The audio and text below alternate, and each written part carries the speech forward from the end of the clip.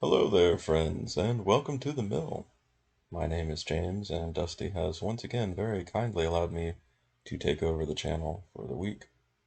Today I will be doing a deep dive into a fantastic faction from the original 5 factions in Scythe, Crimea. Crimea is notable because along with Rusviet, it is one of the 2 factions that has a banned faction player map combo. With Rusviet, it is of course Rusviet Industrial, that is in the rulebook. But later on, after some testing and examining some statistics from the digital game, Jamie decided to also ban Crimea Patriotic, as it was found that Crimea Patriotic was also capable of ending the game in the 14 turn range, and the design goal was to be more within 18 to 22 turns. Sometimes when introducing a new player to Scythe, I will give that player one of the 2 banned faction player mat combos to give that player a little bit of an advantage for that first learning game.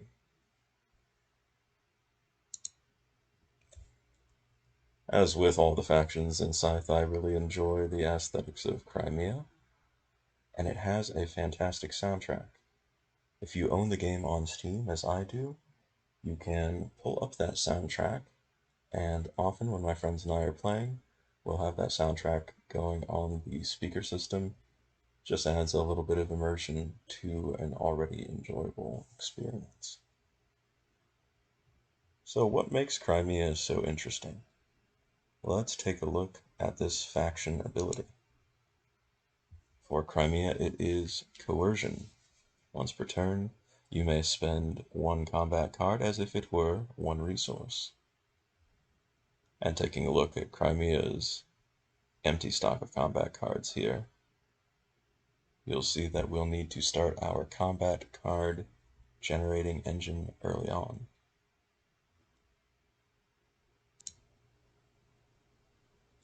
How will we do that? Crimea, I think, has one of the best starting positions in the entire game. You'll notice that we already have a worker on a village hex here, which will generate another worker for us, and we have a second worker on our field, which will generate some food. That, of course, allows us to gain the crucial recruit enlist action, and that's how we're going to get our combat cards.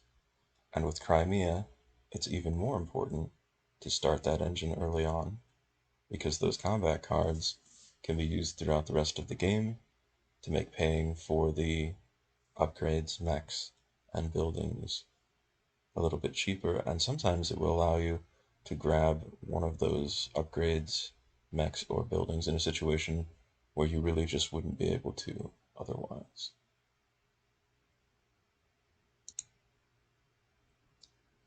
Crimea is one of the few factions where I'm usually comfortable simply producing on my first turn, because I know I'm going to be getting the resource that I want and that additional worker. A lot of other factions I'll do a move maybe as my first action to better position the workers, but I think this setup is ideal. And you'll notice with our faction mat here, we can actually go ahead and grab the second 2 food that we need and start our recruit combat card journey on the second turn. Of course, you always want to pick the combat card recruit bonus as your first enlist bonus, because you know that you're going to be able to pick up the other 3 enlists throughout the rest of the game. So that's going to give you those additional combat cards for picking combat card first. And since I'm comfortable with my power and with my reputation, I'm also going to grab the one-time bonus of combat cards as well.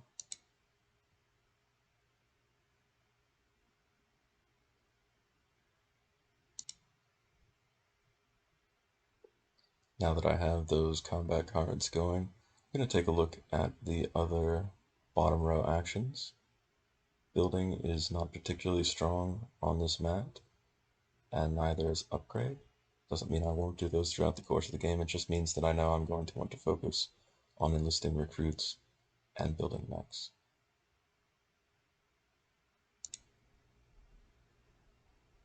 One thing I'd also like to point out is that I drew fairly high combat cards for my first combat card draw. And this is great because it lets me know that I'll probably be in a good chance to win combats later on in the game when it's important to do so. But at the start of the game, sometimes it can actually be a little bit frustrating because you want to keep those cards, and it's much more valuable to be able to spend twos and threes rather than spending fours and fives. So there's a good chance that I'm going to try and draw some more combat cards before I actually start spending them as resources.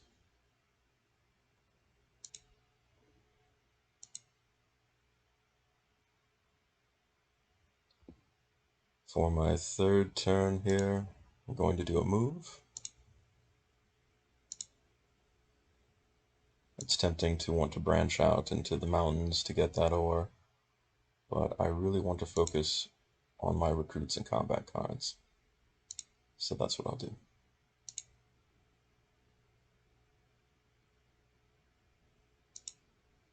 Another produce action. And I'm in a good place to get my next recruit. So why didn't I spend a combat card here? Again, they're high value, I'd like to keep them, and I don't mind paying food at this point. So for the choice of the recruit here, I have power alongside upgrade, coin alongside mech, and popularity alongside building. And since upgrade and build are not particularly valuable, I am going to go with the coin.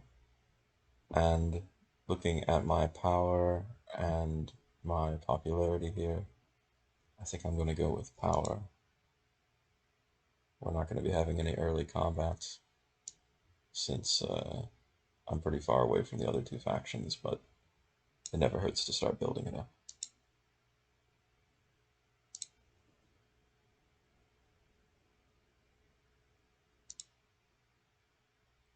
You'll notice that from my combat card draw, I finally got my 2 that I do want to spend as a resource.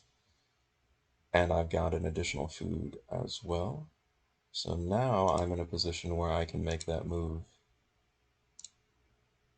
into the mountains to begin collecting some ore.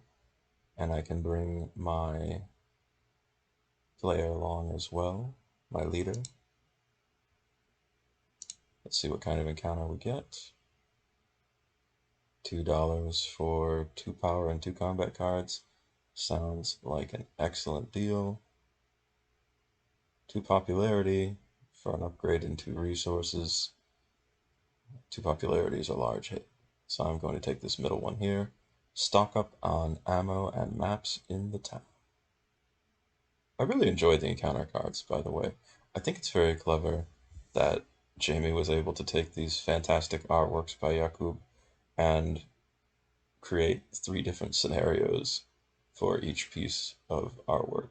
I've just always found that very charming. And of course, like many other Scythe players, I'm quite excited for expeditions, and I'll be eager to see, hoping that maybe Dusty will get an early copy or something like that. We'll see. Looking forward to seeing that be unboxed.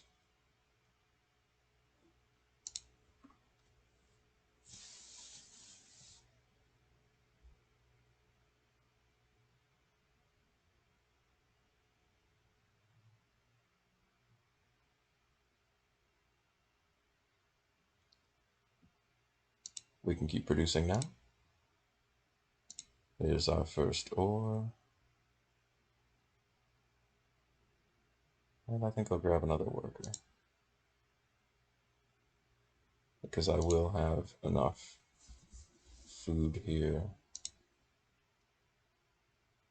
I think I'm actually going to grab one of these as an ore, and then a food. So now I have 2 food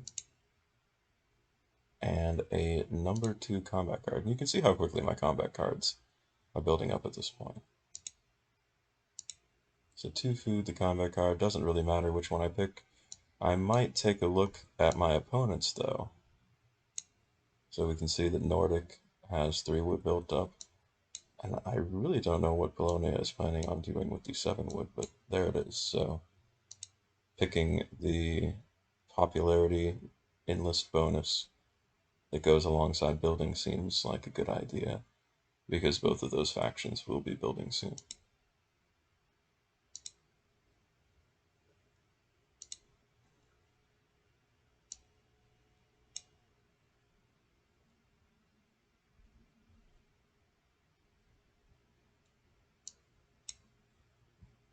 Finally, time for our first mech.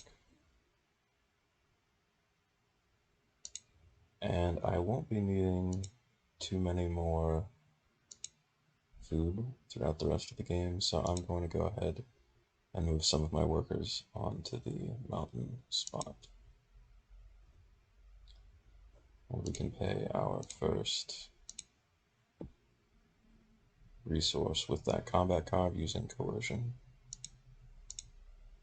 So what are our mech abilities? You may remember from my previous videos that I don't particularly enjoy trying to fight Crimea, and that's because of these very strong combat mech abilities. Scout is just really frustrating. Scout, allowing you to steal one of the opponent's combat cards at random, means that if you're going to go in against Crimea, not only do you have to have enough power to know that you can equal Crimea's power, but you have to have 2 number 5 cards for every mech in the battle in order to ensure that you're going to win the battle. If you have 1 mech and Crimea has 1 mech, you have to come in with those 2 5s to ensure your victory. You can pad your combat cards as high as you like, but if you only have that 1 5, there's always that chance that Crimea is going to steal the Scout, the combat card from you with Scout. I'm actually going to start with, I think Riverwalk here. So Riverwalk for Crimea can be a little frustrating sometimes, because the only hex that you can move to from your first Riverwalk is this Tundra tunnel hex right here. And as you can see, Polonia has already decided that it's going to cost me a couple of popularity to move there. Now, Crimea does also have the Wayfair ability, which allows you to move to other bases for the factions that are not in the game. So in a 3-player game, that's pretty strong. But you really need to have the speed as well to make it worthwhile, because otherwise you'll just be putting your leader and your mech on one of these bases, and you won't be able to do anything with them. And you'll also notice when you take a look at these home bases, these are not hexes, so they do not count for scoring at the end of the game. Let's take a look just for a moment here at Crimea's Riverwalk options. So we'll notice Roosevelt, Albion, and Tagawa can attack here, and Nordic, Polonia, well, Saxony, and of course Roosevelt and Albion can all attack here. So Crimea is fairly vulnerable to being attacked by the other factions. There is no faction that you are truly safe from as Crimea, which is, I think, one of the reasons why that scout ability can come in handy. So where can we go as Crimea? Well, we can attack Roosevelt. We can attack into Nordic over here. We have kind of this would take a while to get over to this Polonia attack point here, and we cannot get into Saxony at all. So uh, it's important to remember that when Saxony is in the game. Saxony can get into your home peninsula, but you cannot get into Saxony's. And Saxony really likes to fight on these tunnel hexes. So Crimea can often, you can find yourself a little bit bullied by the Saxony player if you're not careful with Crimea, which I think is one of the reasons why Crimea has that Wayfarer ability. I'll go ahead and turn off Riverwalk there. And we will continue talking about the mech abilities. So we've gone over Scout and the Riverwalk options. Speed, of course, we know what that does. So how do you use Wayfarer? Well, in these three-player games, Wayfarer can be really interesting because it can allow you access to hexes that might not be so easy to access otherwise. For example, in this game, I have already chosen the Riverwalk to move on to this hex here, but if it had been a little bit of a different situation, I decided I want the oil, but I don't want to actually push these Polonia workers back home, or I don't want to expose myself to being attacked by Polonia or Nordic via this sort of vulnerable tunnel here. I might just go over to Saxony's home base and then hop over to the tundra that's available here to Saxony. That's really the only super valuable hex that I'm looking at here because I don't have a tundra in my home peninsula. And of course, with this faction mat, I'm not going to be using tundra very much anyway, so it's not a big deal either way. But in some games, when you're playing Crimea and you do need access to tundra, that Saxony tundra or the Togawa tundra or the Nordic tundra can be really helpful. So I would call Wayfarer sort of a situational mech ability. A lot of times it's the last one that I pick, unless I have a specific plan for using it at the start of the game. I'll also note that with my objectives up here, I have drawn one of my absolute favorite objectives, get rich or cry trying. There's no reason you shouldn't ever complete this objective. This is basically a free star. Most of the time, the way I approach objectives is it's great if I happen to accomplish the objective throughout the course of the game, doing whatever else it is that I'm doing as I play, but I usually don't try to accomplish the objectives as something in and of themselves. I don't look at them at the start and say, oh yes, that's the one that I'm going to be doing for sure, and I'm going to spend several turns and a lot of effort working on it. Most of the time, that one star just isn't worth it, and it's a stronger action to spend time building your engine, making sure you can get those coins, um, making sure you get your recruits out and your workers, and all of those different things that other videos have talked about as Scythe fundamentals. So the objectives are something that I generally just go, hey, that's a bonus, that's going to be an extra star for me, this get rich or cry try.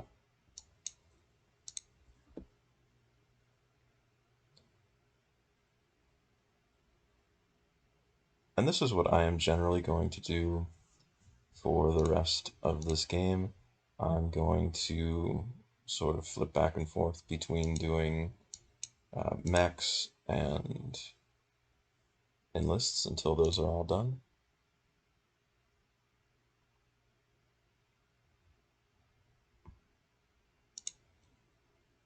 And that was nice of Polonia to move there. And one tip for playing in the digital edition here, make sure that you select your workers before moving. It can be pretty easy to forget to do that. There's this little interface down here. There's this button over here where you can actually just move everything onto the hex into your mech. So all of the workers and all the resources. In this case, I actually don't want to take them with me. So I'm going to toss this back out. And I do want to leave one worker on this space here, but I'm going to, actually I think I'm going to leave two workers. So I'll send the mech and one worker and my leader as well. And of course, spending the 2 combat card. And I am 2 hexes away from the crucial factory. I'm going to go ahead and grab my speed.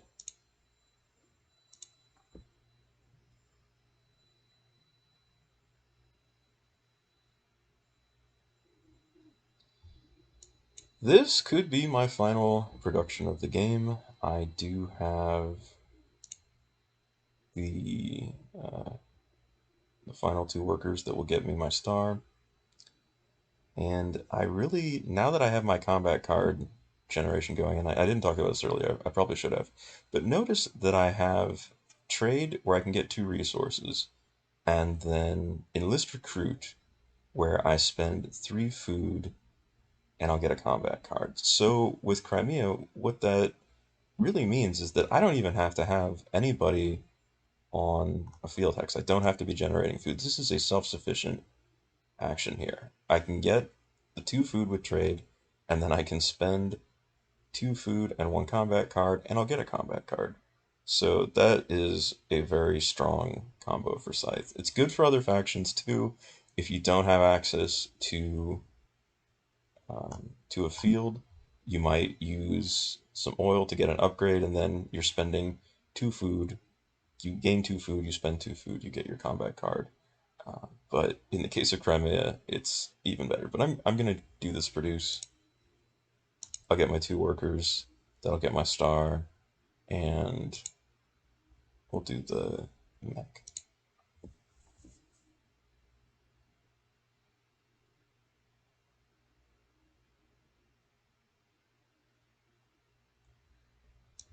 All right, let's take a look at what the factory has for us. And I'm going to send this mech and this worker over this space to take it away from Polonia. And this is one of my favorite little tactics in Scythe.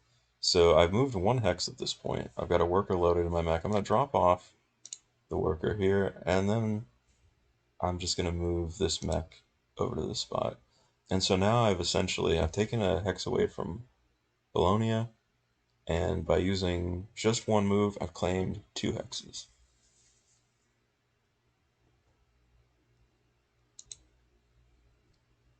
I don't really know how long this game is going to go on, but I think I'm going to grab this popularity to get a building. I might end up building all 4 buildings, you never know. It's not a bad one. And here's my mech. Again, just using 2 of the ore and 1 combat card. And we'll get my scout mech, drop him off over there. So at this point, you can generally see how the game is going to go back and forth between the recruit and the mech.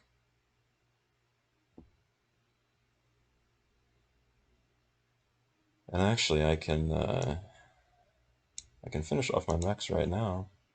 Get that mech star. Whenever I have a worker out in the field, well, this is a village, but the field of the board, so to speak. Whenever I have these workers out here, I always like to drop off a second mech, just to really protect the worker and the other mech. 2 mechs is just much harder to crack than the 1, and we will go with the leader here and grab another of our encounters, I think. So this is kind of interesting. Check out what the game is doing here. It's letting me go onto the Albion base because of my Wayfarer. And then it's going to let me move 2 additional hexes because of the factory action. So this is a pretty far move from where I am currently.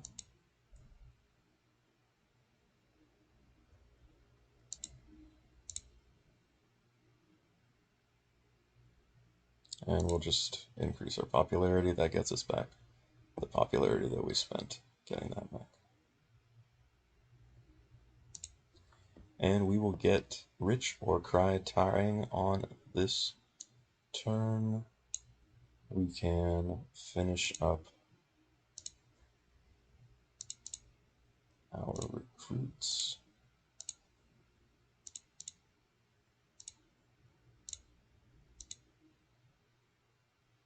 And there we are. Let's see. Oh, and I love that the digital game does this. You can still complete an objective. Do you really want to end your turn? No, I do not. I do want to complete this objective. Thank you, Digital Edition, for doing some bookkeeping for me. So we're pretty far ahead of the other factions at this point. And this is where I'll start trying to figure out, alright, where am I going to get my last 2 stars? Probably from combats if I can swing it, but you know what? The other factions haven't built any mechs. So I might have to start looking, well, can I, using that river walk, maybe invade their home peninsula to attack their leader? I might need to do that. I might need to start using this popularity for a building in order to finish off the game. There are a lot of options, but this video has gone on long enough, and I'm going to just end it here. I really enjoy Crimea. I think that they reward both the beginner and the long-term Scythe player. Ton of fun to play, fantastic visuals, just a great faction. Highly recommend them. Thank you so much for watching. I appreciate your time, and so does Dusty, and I will see you on the next Scythe Saturday.